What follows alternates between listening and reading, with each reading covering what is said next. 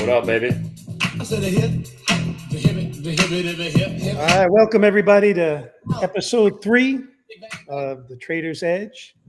I'm known more commonly as Don Corleone, as you see in the corner there. And I'm here, ironically, today I am at Stately Glick Manor, where actually I'm in Kenny's home. We're in separate rooms. We were going to film this together. I showered and everything, but when I sat next to Kenny, he's like, dude, you're a little too close for this camera. So I know we they exude. put you in the other room. Yeah. My office is in the front of my house, which is always hot. I got 9 screens in front of us and 2 hot-blooded souls here. Yeah, we were breaking into a sweat. So we're in separate rooms. We're right next to each other, but it's in the great state of the Garden State of New Jersey, and so we're enjoying the time here. Kenny and I will be going to New York tomorrow together. I'm going to be on the New York Stock Exchange for a little tour, so that'll be fun. But we got a great show today. I think we're gonna talk about a couple topics that are really, really interesting.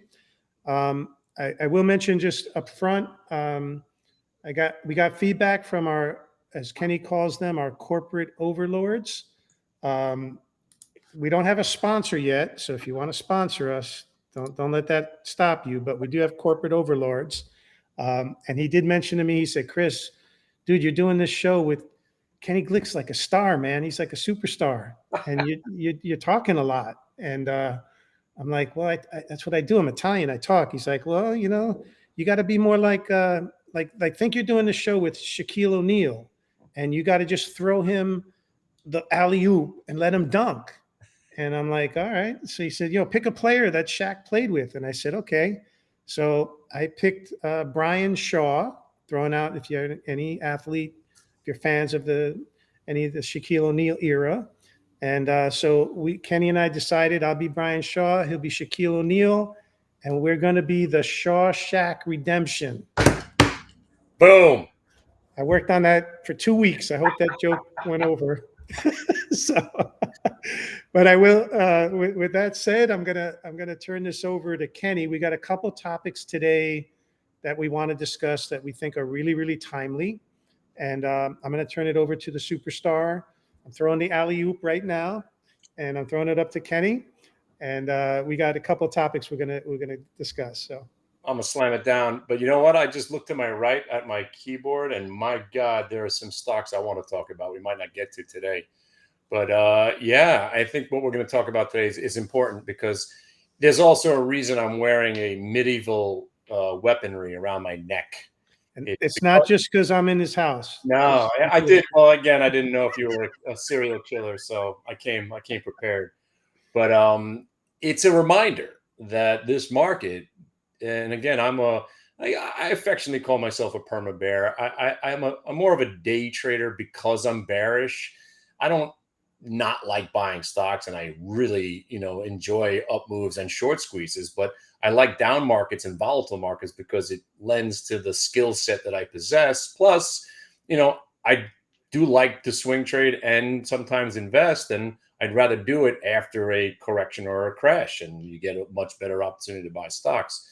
But again, as far as I'm concerned, I'm as liquid can be. I'm a day trader. I'm old school. I go predominantly to cash every day. So, but the overall market, my God, you're basically prohibited by law to be a shorter right now.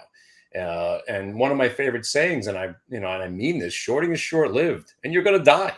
And that's why, again, I sometimes I want to wear the weapons around my neck, just not for me, just to be reminded, to remind people that are watching my videos, and when I do this live chat room that I do every day since 2007, that you just got to be mindful that if you're taking a trade that's counter trend, don't expect it to suddenly become the trend. You're fighting the market right now. You're fighting everything that's happening, and it's probably going to be very temporary or short-lived. So, and again, I got away with it today, but when I get into a short position, I have to remind myself, okay, I can't believe this is working. I know I have to take profits, and it's probably going to be a reversal inevitably where I'm going to take the other side of the trade. That's why I love volatility, because I don't mind being on the other side of the trade that I was on, at 9 o'clock, 9:15, 9:30, I'm on one side, and by 11 o'clock, I'm, kicking ass on the other side of the trade because I can see the market clearly, and I like volatility. So,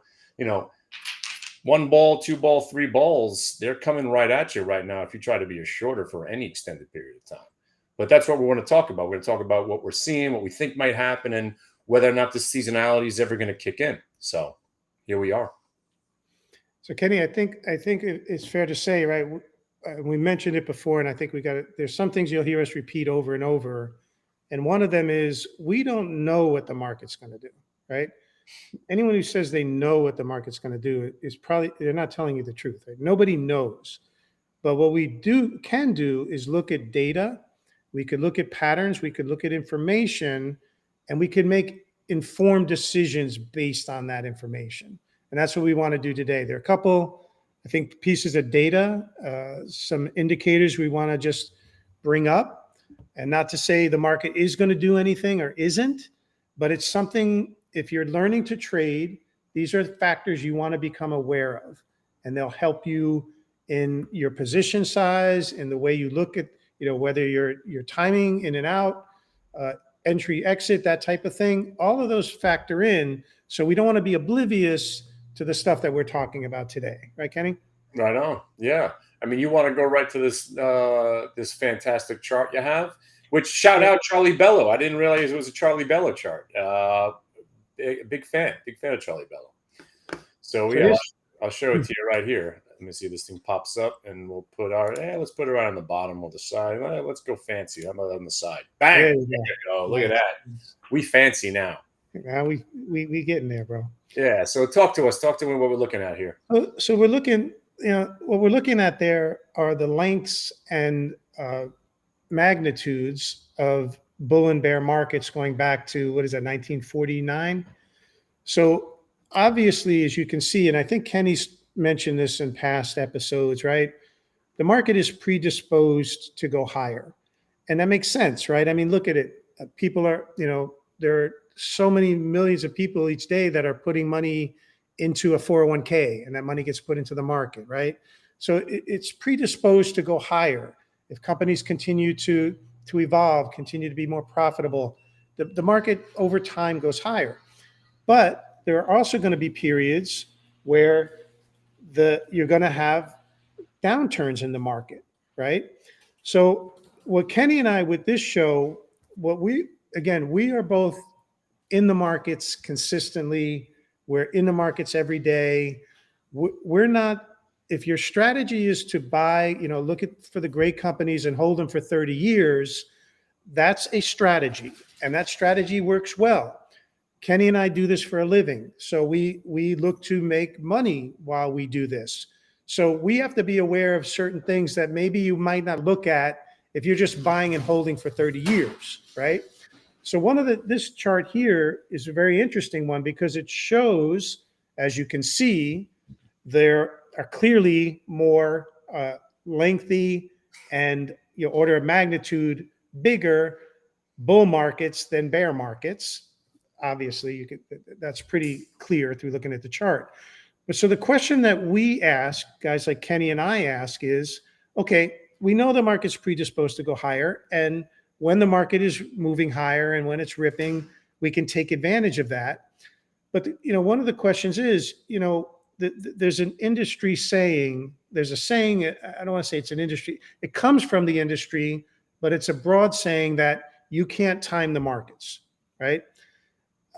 Kenny and I believe, Kenny, if you disagree, jump in here, but I think we both agree that saying has been perpetuated by the professional industry because they want you, think about it, right? They make money by managing your money. Right. And if you took your money out, they're not making money if your money's not in, right? Two ways to look at it, depending on if you're working with a broker or a financial advisor. The broker would love you to churn your account back and forth and back and forth. Yes, panic every time there's a sell-off, and then he gets you back in and charges you commission again. So the more trading for the broker, and again, listen, I go back to the days of irrational exuberance where we were trading bulletin board stocks, and the owner of our firm, he's like, we got to dump all of our stocks. Something happened with the Fed. And I'm thinking, nobody even knows these stocks exist. And then we were just using the irrational exuberance moment to churn the Yeah. client accounts. And it's just, that's why, again, when I was born into the shadiest part of Wall Street, there is the boiler But rooms. And but most people who are, if you have a job, and you're putting money away each, now you can payroll deduct, right? It'd make it easy. And you're putting the money away each month or whatever pay period, then they want your money to be to be invested with them. They work off a percentage of that. So if you can convince everybody that you can't time the market, just keep your money in, don't take it out, the money stays invested 100% of the time, and it's to their advantage to do that. I'm not saying it's malicious or wrong or whatever. And to be honest, if you're not studying the markets, if you're not even looking at them, you got a job and you don't have time for it, that's probably the best. That's probably not a bad strategy, right? It'll work over time. But if you are looking at the market consistently and you are trying to profit off of movement in the market, then what you might want to do is look for what could be the indicators of the market potentially maybe being vulnerable, right? If you think of what the returns would be if you didn't have those downturns, right? If you didn't hold through, and a classic example was the dot-com boom, right? And if you look at that chart, Kenny, maybe you can point to it, that where it's 1999 through 2000, like that area, the 2.5 year downturn, right. right? So the next one, There you go. right there, if you sat through that downturn, that 2.5 year downturn, which was a 47% correction, it would have taken you about a decade to get your money back from that point, right? From that point, when the downturn started, 47% down, it would have taken you a decade. We call it the lost decade in the industry, right? Which, if you're 20 years old or 30 years old and you got a job and you're going to be working the next 30 years, you know what? That's probably okay. And in fact, if you're dollar cost averaging because you're putting money away every month, then it works. It's fine. But what if you weren't in the market during that for the predominant part of that 2.5 year downturn period? What would your returns look like if you could have avoided a massive drawdown like that?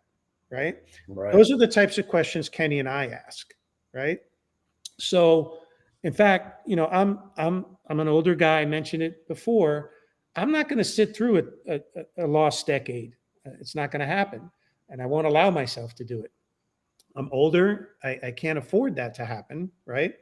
And I got a wife that if I did that, I'd be living on my own, and I don't want that. I've been married 31 years. I don't want to lose my wife. So we have to study this stuff, and we want to make sure if there is something that is telling us, you may want to just be aware of these things so that if something does happen, you can recognize it.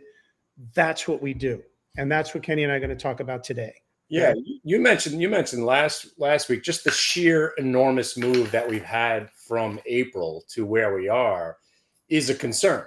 Yeah. And again, when I look at like a stock like Palantir, that concern was the same concern when the stock was 20, 40, 60, 80, 120, 150. It seems like a lot of the concerns, and again, I'm a bear and I'm really living this nightmare, sort of. I mean, call it a nightmare, call it whatever you want. All the signs that used to mean something are starting not to mean something, and that's why it's a great conversation going into the seasonal moment where usually we're going to have a downturn, especially coming out of a monstrous move that we're in right now. So it's a great time to have this conversation. And it may not happen, but it may affect the way we approach the market, and we're sensitive to, let's keep an eye on these things, right? Let's not ignore them, right? So with that in mind, Kenny, let's pull up the next chart, the historical valuation chart, because I think this is an interesting one to look at. And this one is showing, and again, this is data, right? So we're looking at data, and we're looking in this chart, we're looking at stock valuations, Now, again, does it mean it's something is definitely going to happen? No, but it's up to us to be aware of it, right? I look at this chart and I look at where we are in terms of valuations based on history. And there's a saying, and Kenny and I kind of laugh whenever it starts to come out of our mouth, which is, right, Kenny, this time it's It's different. different. Yeah. Every time we start to say it, it's like, oh, let me pull those words back. 'Cause Right. right. Or when I say it to my father, he goes out and buys something. Because usually I'm talking about, no, Dad, this time it's different. Did you say this time is different? Or I got to buy some more stock. Because and the last couple of times, like the Trump April tariff was different. We never had the president looking like, on the surface he was attempting to crash the market, and it felt different, it was different and unprecedented. But at the same time, what my father means and what usually means, the down, no matter what the reasoning is behind the crash and the correction, it's never different because the market inevitably resumes its course to its natural predisposed position to go higher. Right. So yeah, again, that's kind of where we're at. And I think if there ever is something different, it's going to be just not a market event. It's going to be a global moment where it definitely is different, and we won't be concerned about money. So again, Kenny and I were talking about this earlier. Like historically, there are typically historically cycles, and one of the cycles is what they call the recession cycle. And a recession typically occurs about every 8 to 10 years, right? If that chart that we showed you before, if there were a couple brief periods of downturns, and they were abrupt and they were significant drawdowns, but they were very short lived. We haven't really had, when we talk about a recession, we're talking about like people waking up worried if they're going to have a job, right? Like it's palpable and you feel it, and the economy is slowing, and companies are laying people off, and that's a whole different dynamic. Mm. And we haven't really had a recession since the dot-com, I'm sorry, since the great financial recession, right? That was 2010, 2011. Unless So you believe in the rolling recession, right? That yeah, we've actually had a recession and we've gone past it because the Fed covered it up, or the rolling recession. well, that's the thing, right? Anytime we have, and that's why the downturns have been so short lived. Anytime we have a situation, what do? We print money, right? And the fact that we can print money right now, that's why Kenny, I think was that Thursday night that you showed that video. I think I love this market. I yeah, really do. Yes. yeah, well, was that from 2000? What was that from? Basically coming 2009. out of the 2009, correction, and then they cut interest rates, and you And could the just, message was buy the BTFD, right? Buy yeah, the yeah, dip, right? right, Buy the dip, no matter what, buy the dip. And the logic was, whenever the market dipped, the government will just spend money. And that's true. That's been true for 15 years, right? Anytime we've had any kind of risk or anything reared its head of a potential downturn, we printed money. We printed our way out of it, right? right. And so the question is, is that going to continue? Can we keep doing that every time the market, starts a downturn? Are we going to be able to print money? Right? We're up our debt now. Government debt's what now, $37 trillion, right? Yeah, At some point, is it going to be, as long as creditors believe we can pay it back, they're going to keep buying our debt. We talked about that. That's what the word fiat means, right? Force, right? They believe in the force of the government to pay you back. But what happens if, maybe creditors start to realize, this debt can't go up forever. Maybe it's a little more risky. Maybe they need to pay us a higher interest rate for us to borrow, to lend them. right. So that's, those are dynamics we think about. But this chart here, I just don't think you can ignore it. Kenny, what do you think? Looking at it, you see 1929, 1965, 1999. We're at an all-time high now. How do you look at that? Does that mean anything to you? Well, here's the thing. I was saying this earlier. A lot of the stuff that meant something and did kind of forecast down moves in the market, they're not working.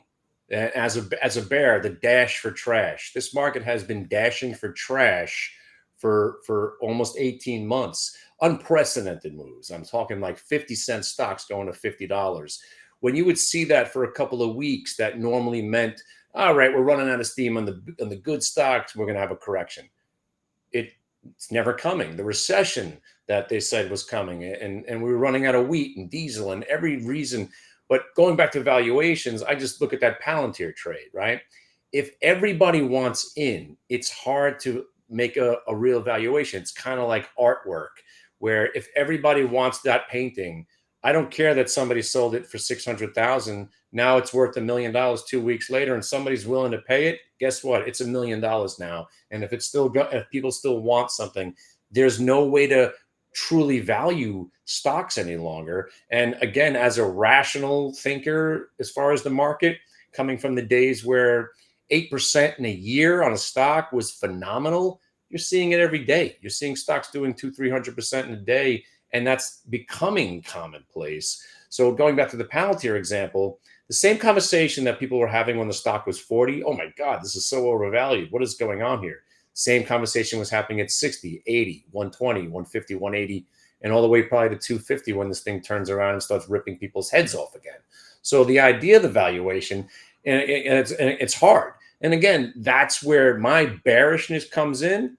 I can't keep putting money into the market, but as a day trader, you show me the reason that there's going to be volatility and you show me the reason that the market should go down, I'm going to wait till it actually starts going down. And that's what makes me, a little bit different as your typical bear. Most bears are pissed because they don't own stocks, right? Let's be straight up. Most bears are mad. I can't believe I own the stock at 10. It's $180. This stock sucks because you sold it and now it's at 180. You think it sucks. And then it goes to 500 and you're still complaining about the same thing. That's your typical bear. They're just mad because they're not participating in the greatest bull market of all time. Yeah. I, on the other hand, I've decided I'd just rather be liquid and I enjoy the bull market just like everybody else. I just don't need to own anything because I get to sleep at night.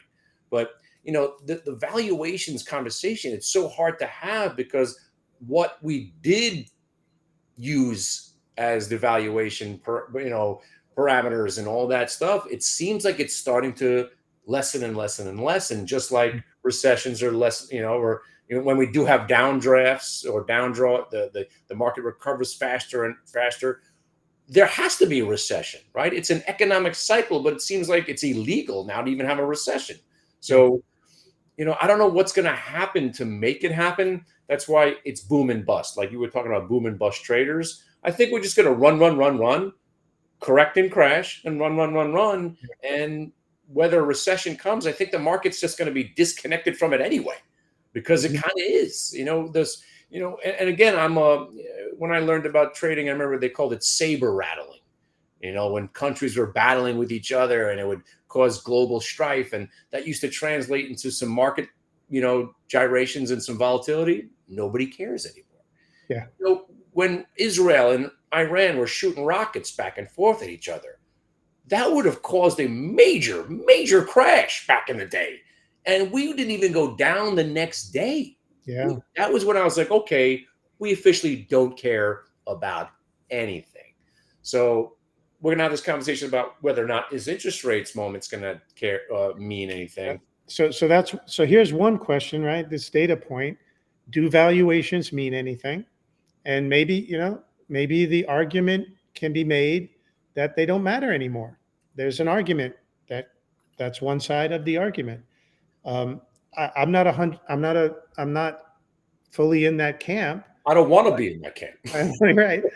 I think at some point valuations will matter. I think so, but I could be 100% wrong. So I'm not making my trade based on what I think is going to happen, right?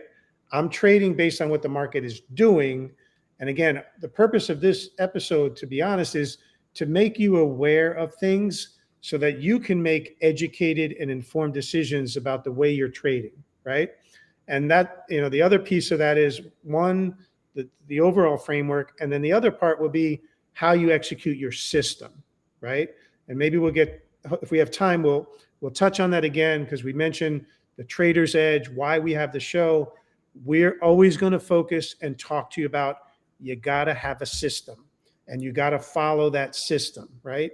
So we're giving you the big picture framework, things to consider that may affect how, maybe how nimble you are. And I'll give away the ending. I think Kenny and I right now will admit that we are both very nimble in the market right now, Right. right? I wasn't as nimble in April when Trump paused the tariffs.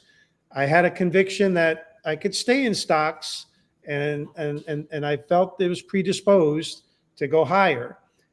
Right now, I'm being nimble, and I'm not staying out of the market.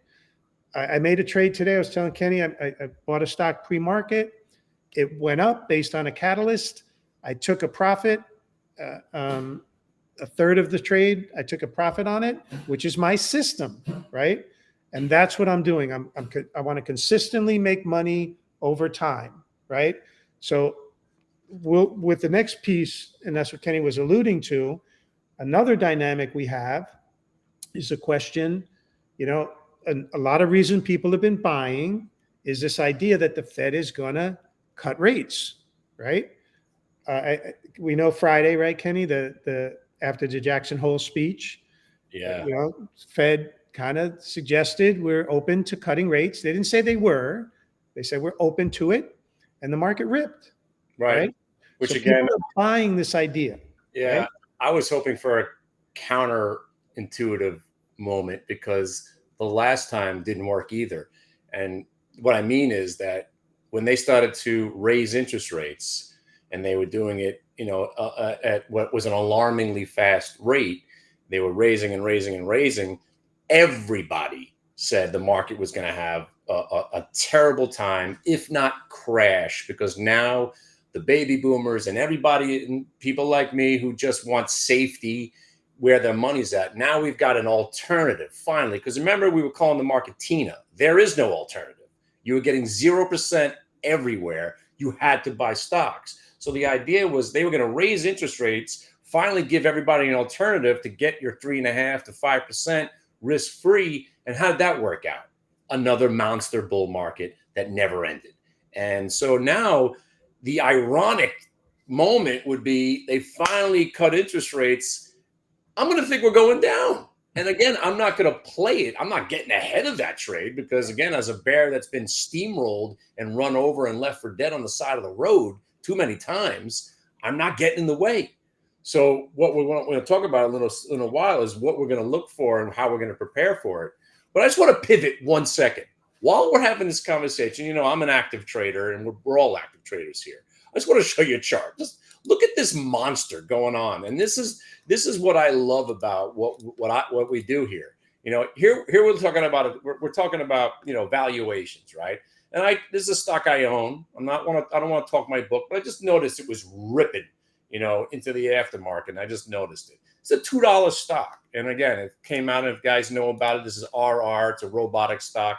And again, all I trade, the orange line is my edge, is long-term VWAP. All I trade is VWAP. This orange line is something special to me because gathers a larger amount of data. And we Kenny, bought. if somebody's new and hasn't seen our previous episodes and they're learning, can you just tell them what a VWAP is? So they Okay, yeah, VWAP is volume weighted average price. And over the last 30 years, back before I used it exclusively as a day trading tool, we just knew VWAP as what the institutional trader had to beat as their average price for the day.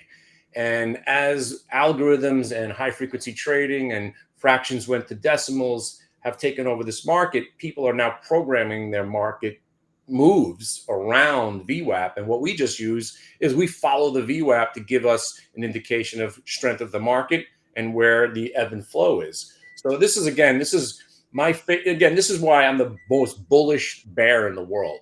I think the market's going a lot higher from here because I'm a big fan of what's going on. Space, rockets, robots, AI, quantum, and chips. I think we're going into a whole new realm. I think this is more exciting than the .com. space rockets, robots, quantum chips, and you know, it's where you want to be. So this is just a robotic stock that I picked off the trash heap coming off, out of this downtrend, and we've been in it. We were in this thing at $1, it ripped to 5, and then it crashed. And again, that's why I like corrections and crashes, because it gives me an opportunity to actually sell something and have it go back down and buy it at that same price. So we're in this name right now. I just had to bring it up because, as it's catching my eye, ripping across the screen right now, this is now on a short term. So what I take the long term, and I love the conversation I had with Don and talking about the overall health of the market and what I think is going to happen, because that gives you that macro view. And then I go right to the source. So what you're looking at here is a long-term chart meeting the short term. And there is why my members in my room were buying this stock today, and hopefully they're still in it. Look at this monstrous move. That's just prior day VWAP being held, today's VWAP, and this is a $2 stock ripping to 325. So when we talk about valuations, this bad boy's up 32% on what? Just because. And this is by far the greatest market I have seen to trade in my lifetime, and I've been doing this since 1996. I lived through the dot-coms, the dot-bombs, all the biotech booms and busts. This is it. Don, this is the greatest trading I have ever seen. And every day you could find something where you're doing, 35%, 50%, 200% moves on these trades. It's becoming almost commonplace, which, going back to why I'm bringing this chart up and why I'm talking about this, these kind of stocks ripping every day used to be bearish, but it doesn't play out anymore. Yeah. So that's what I'm curious that what you're gonna tell me. Where is the bearishness? What is going to be that moment where this market says enough is enough? We got to get this correction going, or again, corrections quite often do become. And that's the beauty, right? Nobody knows. Nobody knows. But at the same time, you don't want to be oblivious either, right? Because you've been through downturns. They can be fast. They can be brutal. But so you just have to keep being aware. And I think that's kind of what I've been doing. And I think you're kind of, the way you trade is different than the way I trade, but we're both kind of looking at it the same way, which is, what, the party's going on. Why not party, right? Like, let's enjoy this and let's take advantage of it. But I also know, if my you're wife, partying, I'd always party. I try to get, the only way I'm leaving the party is when my wife comes to get me. Right. I'm looking at her right now. She's shaking her head. You don't even come then, she said. He's in rare form. I get that one way too much. But the point is, right, we just want to be aware, right? That's our point. So we're never going to try to tell the market what to do. But what we do want to do is keep ourselves informed, look at historical precedents, look at information, what does it tell us, and just be aware, right? So while the market's ripping, take advantage of it. Don't sit out because you have a preconception of what you think is going to happen.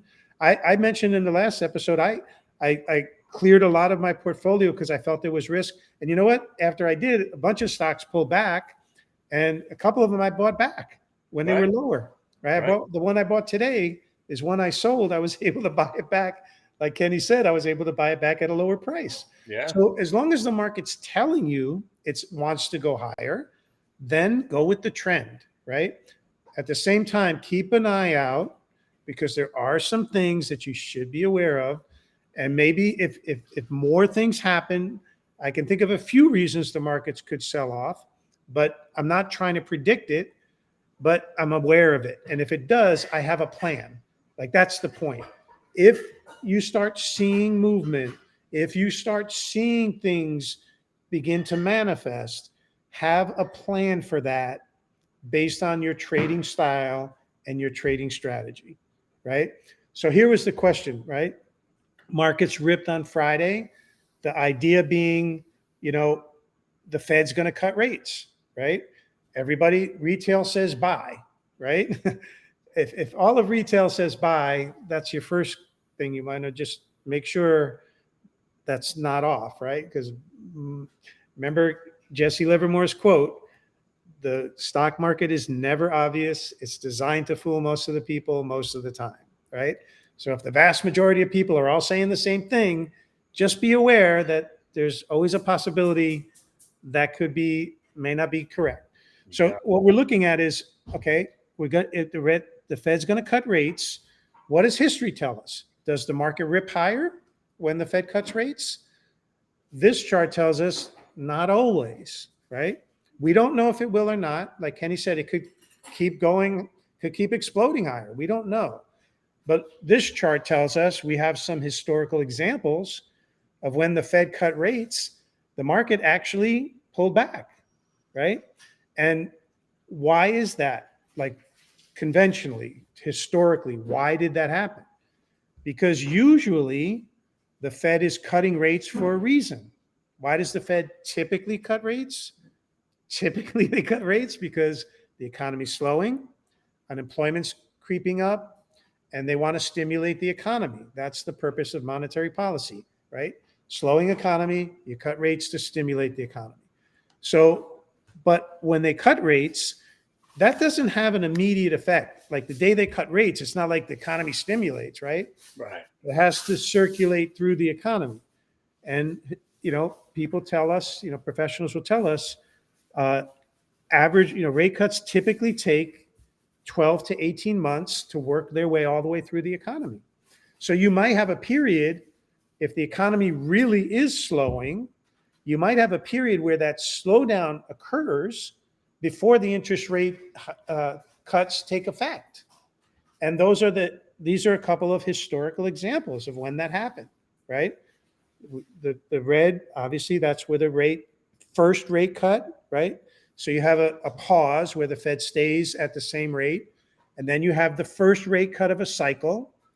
And what these two examples show us is actually you would have been more profitable if you sold the first rate cut, right? The first rate cut that's like during the dot-com bubble in the first example there. And you see the first rate cut, the bottom is the S&P 500, the top is the Fed funds rate. When they cut rates, after they made the first cut, the S&P went down, right? Then it recovered, right? The cycle, the last cut, you see. Why did they stop cutting? Because it worked, right? It stimulated the economy. Here's a question: Do you, for yourself, do you ever front run what you think's going to happen, or do you wait for the reaction? I wait for the market always has to tell me. I don't ever want to tell the market, right? Right. I've tried to do that, and it never worked for me, right? I mean, there may be smarter guys than me that do that. I'm just not that smart. So I need the market to confirm, but I am aware, okay, if the Fed is really, so there's two questions now, right? This is historical. We see that in the dot-com bubble, what happened, and then we see it in the great financial crisis, recession. We see the same thing, right? The first rate cut was telling us the economy was slowing. We need to stimulate the market. The S&P dropped, right? So we see it. It's not a one-time example. We see it happen here twice. So the question is this time different, right? And some are arguing it is different. I don't know. I don't know. I know the history. I know the examples. I know the empirical data. So I'm just going to be aware of this, right? I'm not oblivious to it. Is this time different? Maybe. Like people are saying, the Fed's not really cutting rates because the economy's slowing. They're Right. cutting rates because That's Donald Trump wants to cut rates. that's Right? the big difference, right? And that he just fired a Fed governor. Whether or not that plays out, I don't know. And I think he made a statement today. I think I saw where he said, he's getting to the point where he's going to be able to load, the Fed board to where they can cut rates, right? So if the reason is political, like Kenny, in your lifetime, have you ever remembered a president getting involved with the Fed like this, like trying to fire Fed officials? No, none of this. Never. You never had the president going after individual citizens in any respect. Right, right. This is a whole So it's nothing. new, right? It's new. All of this is new, right? I'm Yeah. trying to see the humor in all of it, but I don't know. I don't know.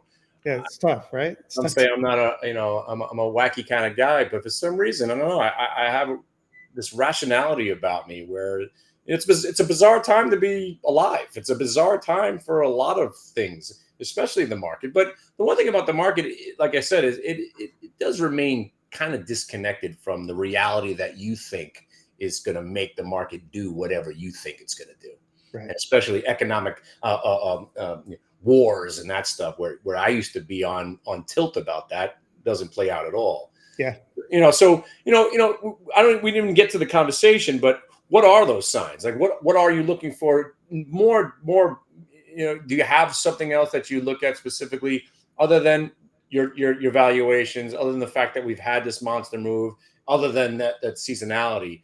What's Well, that? What's that visceral thing that's going to be like? I knew it. Here comes the downturn. And will you short?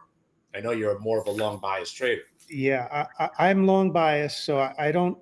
And again, the reason I don't short that often is the same reason most don't, which is the unlimited risk of shorting, Right.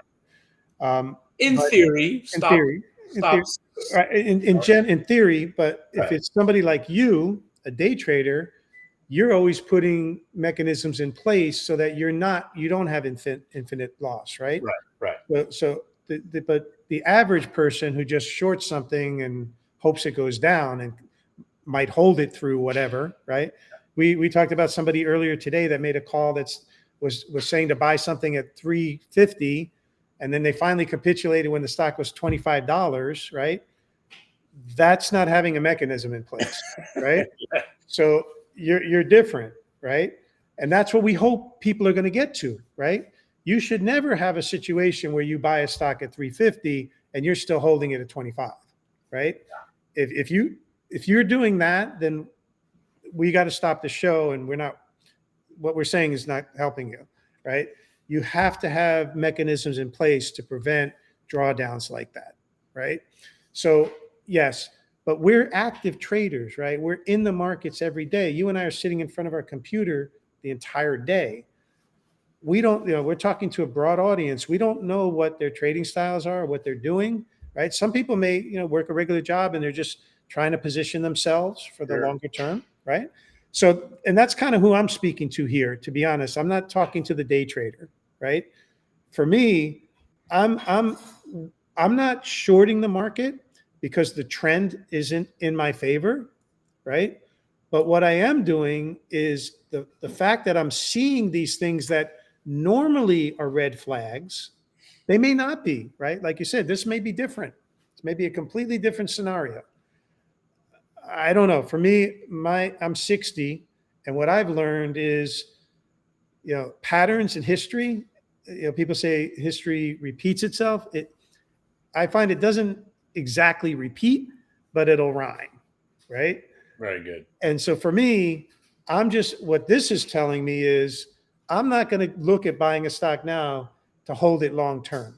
That's not what I'm doing right now because of these things. So it's affected my strategy so that I'm being much more nimble. Like that stock I mentioned today, you can pull it up if you don't mind, LEU, right? I mentioned this was one of the stocks I sold when it made a huge run. I made incredible return on it, but I was a little bit nervous, to be honest with you. And you know what? It pulled back, right? Um, yeah, if you can But see, it pulled back. phenomenal buy. I mean, you're in it. You were in pre-market 192. You basically got the VWAP pivot. Look at that. You're trading VWAP. You don't even know I'm it. trading VWAP. Dude, I'm getting it's osmosis. You're like rubbing off on me, and I didn't even know it. That's so funny. I used to say you could learn from osmosis. Yes. Yeah. Feel And my so, vibes. Feel my vibes. And by the way, if you're running out and buying this RR stock, because I just mentioned it on the show, I do still like it. And if you just, again, it's just now it's up 50% for the week. Just know what you're getting yourself into. And, yeah. again, anytime we mention any, and again, a good point about, why this dynamic I enjoy long-term investing versus minute to minute. But again, I will go long-term when the stock treats me right. I do have some holdings, and this is one of mine. So So Kenny, let me ask you on that RR. Yeah. The fact that if you weren't in that stock, or let's say you were in, even if you were in and you had a small position, let's just say, Right. do you look at this differently now that it's made a 50% run, or do you feel the same? Well, I feel a lot better, but I also now that it broke out of this what I call the Kardashian bottom, we got this is what I like to call the Andy Dufresne, and then the Kardashian bottom is when you come out and you You break got to, just in case people don't know what you're talking about. Okay. Kardashian bottom. Well, the Andy If this is a Dufresne, butt cheek and this is a butt cheek of a right? big The Kardashian thing is easy to get, but yes. the Dufresne, So you got to Andy explain what Dufresne, that is. I'll show you even a better pattern when the stock was basically going nowhere for 3 years. So Andy So Dufresne is a character from from Shawshank Redemption. Shawshank Redemption. Right. And what he's Shawshank Redemption. yes, I Okay. got you there. Okay. I got you. All right. So when a stock crashes, and again, this is why I like bearish markets because it gives this chart pattern a chance to, materialize. So it's usually a stock that's crashed and then it just goes sideways. So think of Andy Dufresne working his way through that sewer pipe for a mile and a half. My friend Andy climbed through the foulest smelling muck that you can imagine to come out the other side. And he ran to say Wataneo. So they come out of the muck and then they run because they've been consolidating. And then the shorts who haven't given up, they're forced to cover when this thing starts to break out. So the consolidation forms the Andy Dufresne. And then there's usually a moment right here where it tries to rally and then rolls back into the muck. So you got Andy Dufresne meets the Kardashian bottom, and then usually you break. So when I look at this chart, I'm immediately thinking, hey, we're going to 391 and possibly back to those highs. So tomorrow, because I'm up on this trade, I will sell no matter what. So I look at tomorrow's valuation, the blue and the orange line will gravitate up. When this trade opens up tomorrow, hopefully above 3, I'll look to sell some on the pullback. That's inevitable. The stock is wonderfully volatile. I love it. And by the way, it's a great stock to trade. But tomorrow I'll look to take something off because I've been in it for quite some time, and I'm in the stock from 215. Now the stock's at 325. Even though I still think it's going to $5, no doubt I will be selling some of this stock tomorrow, at least something, because I can, and that's how you stay in the business. So if you're tuning in, if someone's tuning in today and they didn't buy at 215, right, and it's sitting at 325, how are you looking at this right now? I look to buy it tomorrow if it pulls back and holds the 287, because usually tomorrow, just using quick math, if the prior day VWAP is 267, today's was 287, the stock's at 320, I would just roughly do some math. Prior day VWAP will be roughly about 290 tomorrow. So under 290, you're probably going to get a pretty decent pullback. And again, it all depends on where it opens up tomorrow. And then we reestablish our risk parameters tomorrow. We still think of it as a swing trade headed to 5, but if something changes, we just change with it. I bend to the will of the market, and that's what's kept me in the business for this long. I used to fight and lose. Now I realized, it's taken me 30 years to put my ego aside and what I think aside. Stock tells me what to do. That's it. And if the market, and again, just like the QQQ short today, when I am your victim, my friends. I'm the guy. I'll keep shorting the market to prove it's not going down. So these red lines today were where I was shorting the market. Let me clear them all out and just to show you how clean my charts are. Once again, it's just today's VWAP and prior day VWAP. So Kenny, if someone was new, someone's like trying to learn to do this, yeah, and what you said, you monitor it each day, yes, that's somebody who that would be a great person for you. That would be a person who would benefit tremendously from your room, right? yeah. If you're trying That's to what you day do, right? trade, and you're not using VWAP, come to the room. I will show you, and I will show you the market and how wonderfully rigged it is to volume weighted average price. But more importantly, as a shorter, the shorter was feeling really good about himself right here. Below prior day, breaks that little moment of support, which is the blue line. That's today's VWAP. And we start tanking. There's no reason to think we're about to reverse and go back up, but we did. And that's where I cover. Because right here, I'm going, yeah, all right, this is the big one. And 7 minutes later, I'm like, I guess not. And I'm covering. And then I'm forced to get out at the orange line of the rest of my position because I've noticed over the last 15 years of doing this, if you get over the blue and over the orange, 9 times out of 10, you're going higher. Why the hell would I stay short? Not only am I not staying short, it's a good chance to cover and go long. And when you're covering and going long, you're one savvy trader. Thank you very much. Thank you very much. Yeah. And it's a tough business. It's Yeah. a tough thing to get your brain to make that U-turn. But when you Yeah. trade VWAP, you're forced to think that way, and you just have to accept, hey, I was right for 20 minutes. I better not stay wrong now that the trade's setting up as a long trade. Why would I not cover and join in on the winning team? And that moment right there, that moment is big. And when you trade VWAP exclusively, that moment becomes more crystal when you see it. Yeah. Is a good analogy, like I heard, I don't fly planes, but there's a, the panel that you look at, like the plane might move in different directions, and you might think you're headed one direction, but the panel might tell you something different, right? You Yeah. gotta, you gotta listen to the panel, right? Oh, Not what you think in your head, right? listen, I used to be a delusional trader. I thought what I thought, and even if you showed it to me that it wasn't happening, no, I don't see it that way. And it was just like the blue dress on the internet or whatever that was. Some people left-brained, left-minded, I don't know, whatever that story is. You see Yeah. different things, but I was just seeing it because I didn't want to be told I was wrong, and I was Yeah. blinded, literally blinded, and it cost me, big. And that was when I really just accept. That was basically that's when I hit my bottom. That's when I Well, realized, you we know know what? about your bottom because we know about the tattoo you told us about Yeah. last. But What was that 2012. tattoo again? Oh, I have a tattoo on my ass that says, "If you can read this, I must be in prison." On the other cheek, it says, "I hope you're a doctor." But I learned my lesson the hard way in the school of hard knocks, and that's why when I really truly embraced VWAP, it was because one of the first things I noticed is, wow, every time this happens, the market starts going the other direction. And look at it. This is live right now. Look at we're still ripping into. Oh, I don't have the chart up, but we're still moving up, and this is why you cannot fight this market right now, Yeah. even though we're going into the seasonality, even though the valuations are high. And even though again, that's the theme right now, that September is going to be this drawdown that we normally have. I don't know. I Yeah. don't know. Yeah. We Let, don't. let me see it first. So what I'm doing, because of these historical data points, right? That's the way it's affected me. And I trade a little different than Kenny. Now, don't get me wrong. Like I said, today I went into a trade based on a catalyst. I took my profit. Just to recap, Kenny trades everything off of VWAP. He's a day trader. I'm more of a what's called a swing trader. So I can hold something. I might sell it within 3 minutes. It's possible, but I might hold it for a couple weeks or a couple months. I've held stocks for over. In fact, uh, one position I still have.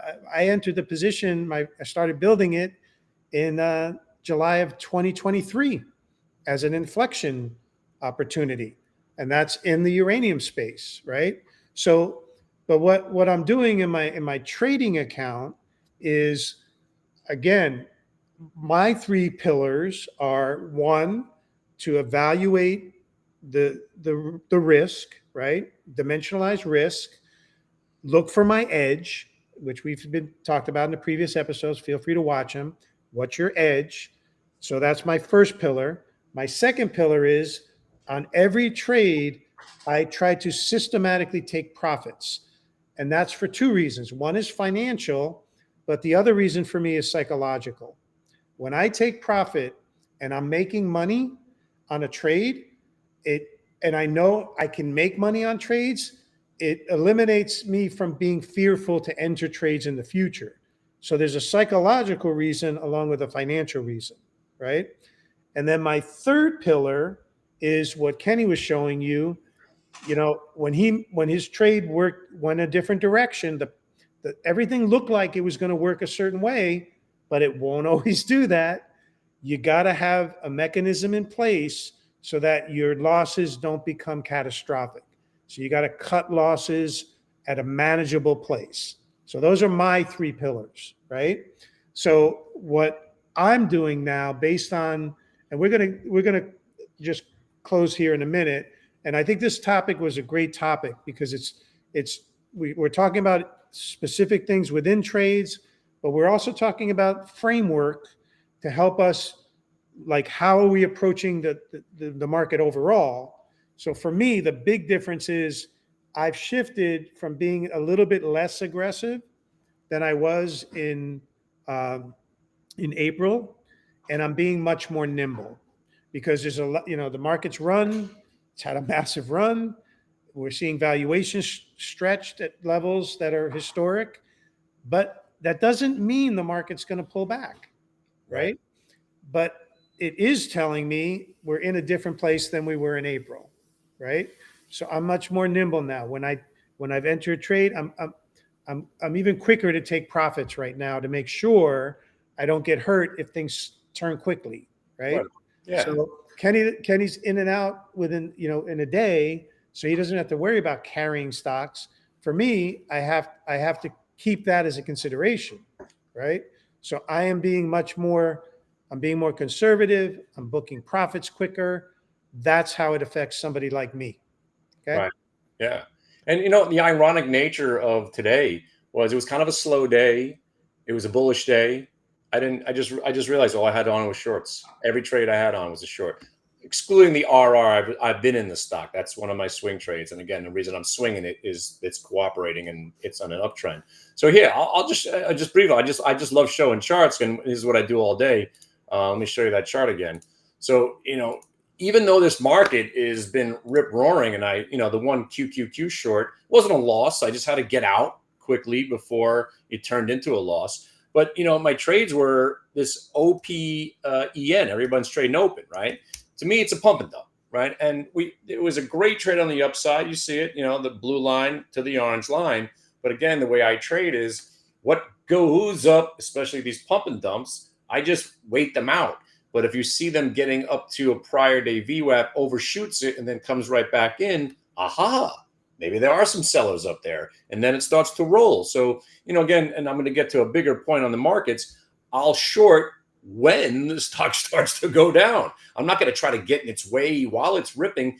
It starts to go down, and the VWAP's down there. I'm thinking, hey, we're going to retrace. And if it breaks through the VWAP, chances are I could give it all back. Now, you'll see in this move, I'm forced to cover here, and I could have re-entered. I didn't, but this was a day-making trade, just shorting the stock at 511 and getting paid down to the 490 and basically the 485. And inevitably, before it ripped back above the VWAP and I was forced to cover, it was a pretty decent trade. And just like this one, there's another one, OPAD. No idea what this company does, but when I see a stock that goes up 50% or even 100%, my bearish nature, again, this is where I love calling myself a bear, I want to come in and I want to pound these stocks because stocks that go up hundreds of percent generally are not good.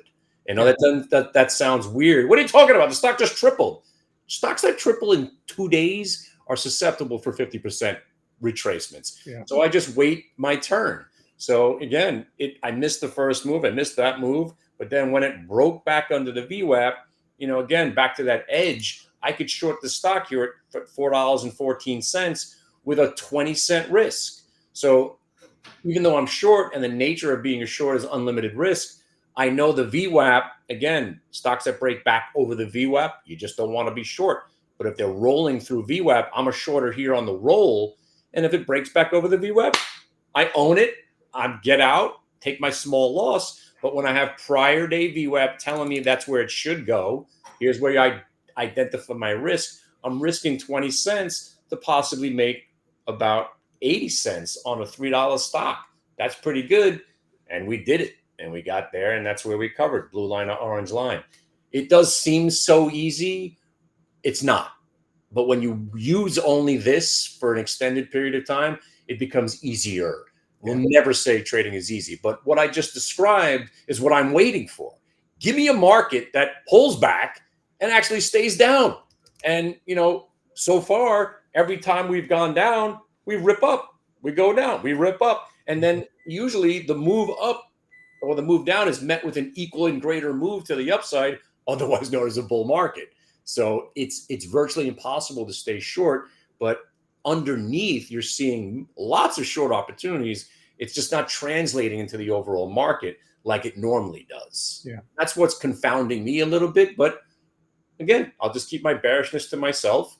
until the market gives me permission to actually believe it's going to have a bigger down move. And part of that, my friends, I don't want to get into all my secrets, but it's the VIX. The VIX. There is no VIX right now.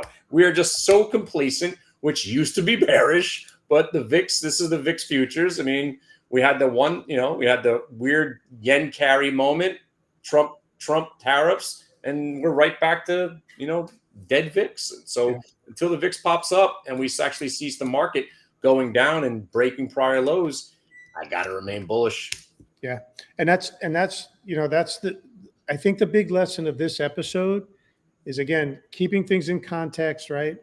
Looking at, but again, if you look at historical data points and just assume that they're going to exactly play out the same way, you can get your face melted off, right? Mm, So you have to be both aware, but you're also listening to the market. Don't ever tell the market what to do, but be aware of metrics, be aware of things, but you don't want to take like one chart and trade off of one historical example, right? That could be, it could lead to catastrophe, right? So, but what we're doing is it affects us in a way where we're constantly listening to the market, but it may affect our trading style. We might, like for me, I'm a little less aggressive right now. That's how it works for me. The big thing for me is sticking to my system, right? Make sure it works over and over. Just keep rinse and repeating, doing the same types of things I always do. And the same with Kenny. So, and if you start thinking, by the way, when Kenny talks about, okay, here's my risk, here's my reward, dimensionalizing the magnitudes and, and having a system in place to protect himself, that's when you know you're becoming more of an advanced trader. When you start talking like Kenny talks, you know you're becoming a more advanced trader. And I'm that's canceling. probably why you want to get into his room so you can learn how to do that. Right? Right. I appreciate you saying that. Also, if you can conquer the day, you can conquer all charts because I'm just looking at it on minute to minute. If you could look at it day to day, hour to hour, month to month, week to week, it's all the same chart pattern recognition. It's all VWAP. That's all I use now. So chart pattern recognition and VWAP, and then an overall sense of what's going on, and you're set to be a profitable trader. And again, when you say that word, there's a lot of different ways to be a trader, obviously. So Make again, sure we're going to close here, but again, make sure you have a system, make sure you have rules, and make sure you abide in those rules, right? That's going to be our message every time. We're going to tell you more about what we do, continue to tell us how we do it, give you examples like we did today, but that's the key, right? And if you find what's successful for you, keep doing what's working and right don't on, try to tell the market what to do, right right? on. We're going to close it here, I think, Kenny, right? Yeah, I'll just leave it. I'll leave it like this, and guys. And again, we run the room. I run the daily room. I've been doing since 2007. Been running chat rooms, and again, now we're very specific of what we do with the VWAP and the demonstrations and how we trade and what stocks we trade. We also do something on Thursday night where Dawn also it's called the Schmooze. We're putting it on hiatus right now, but in the middle of September we get together, and hopefully the market's doing something crazy when I come back. But 3 weeks from now, if you guys are interested, just email me. I'll send you a secret link and a password, and we do a Thursday night session. And we talk about market environments and prepare for, if you like options, I'll teach you a little bit about options and how to prepare for those weekly expirations. Because, man, I do love me some Fridays. Yeah, and if you're busy during the day, if you work a job and you can't be in the room in the morning, come to the schmooze. Perfect. Get a chance to learn about what Kenny's more what he's doing. You'll see more. You're going to see a lot of charts, right? And that's what's going to help you, right? You got to start seeing these things over and over so you can recognize them, right? Yeah, and if anybody, you guys have any topics you want us to cover, send them in. Just email me, kennyglick@aol.com. You could reach out to Don. Yeah. So And make sure, yeah, if you want to hear more, we're doing this for you guys. So there's more things you want to hear, other things you want to hear about, let us know and we'll try to cover them. Last thing, since we're going to close here, I do want to mention on the last episode, I mentioned the genre was called hip hop because of the song, the rapper's Delight song. But I didn't mention there was probably a disconnect for some people who never heard the song because they're like, well, what do you mean hip hop? Why would it be called hip hop? And so the beginning of the song, and Kenny's wife's here with me. She's going to sing it with me. The Rapper's Delight. It starts out and the song went. I said the hip, the hop, the hippie to the hippie, the hip hip, the hopping you don't stop, the rocking to the bang bang boogie. Say up jump the boogie with the rhythm of the boogie the beat. Right. So that was just like that song came on, and people were like, "What kind of music is that?" Right. And people were like, play that hip hop song." So I just wanted to give the context of the hip hop and let you know I'm not just some old stone cracker boy. All right. This moment in white man interpreting hip hop history. I consider myself a wheat cracker, not a stone cracker. All right. Two white guys talking about rap Two bald white guys. on the next podcast. Guys, thanks again for your time. As always, it's a privilege. Thank you for opening your time to us.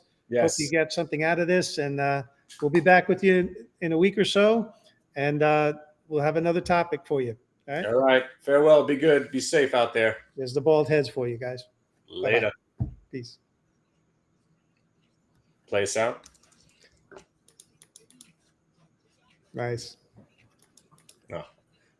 All right. See.